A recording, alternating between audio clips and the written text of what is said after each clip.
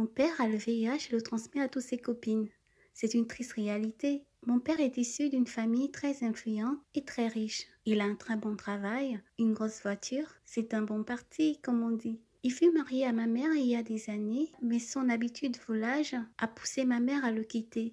Nous, les 4 enfants, nous sommes restés vivre avec mon père. Quelques années plus tard, ma mère est morte du VIH. Elle a toujours suspecté mon père de lui avoir contaminé, mais vu qu'ils étaient séparés, la famille de mon père étouffa la rumeur et personne n'osait reparler de cela. Depuis que ma mère est partie, mon père est devenu le célibataire le plus convoité de la ville. Toutes les filles le voulaient, car il était riche, et par lui, elles pouvaient accéder à leurs rêves, accéder à son milieu social. Mon père le savait et il en jouait. Il en jouait tellement qu'il est devenu un collectionneur de femmes. Tous les vendredis, il nous emmenait une nouvelle fille pour le week-end, toutes aussi belles, aussi jeunes les unes que les autres. On regardait ce spectacle avec tristesse, mais on ne pouvait rien dire, on ne pouvait rien faire. À un moment, j'ai cherché à savoir si la rumeur disait vrai concernant l'état de mon père. Un jour, alors qu'il était au travail, je suis allée fouiller dans son bureau et je suis tombée sur un dossier médical. En regardant de plus près, j'ai retrouvé un document qui parlait de sa sérologie. Il était vraiment malade. Il prenait un traitement qui lui coûtait très cher. Il y avait des factures. Mais le disait-il à ses conquêtes? Je pensais alors à ma mère et à ces jeunes filles. J'en avais des larmes aux yeux. Pourquoi mon père se comportait-il de la sorte? C'est pas possible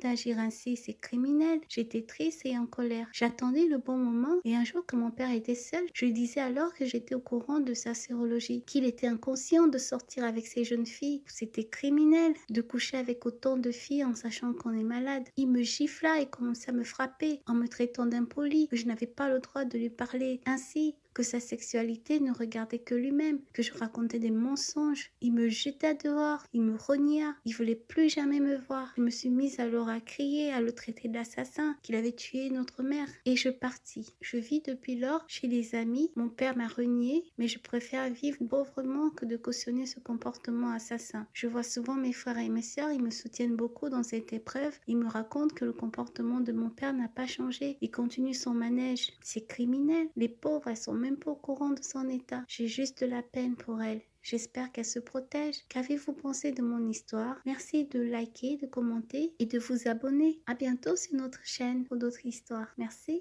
au revoir.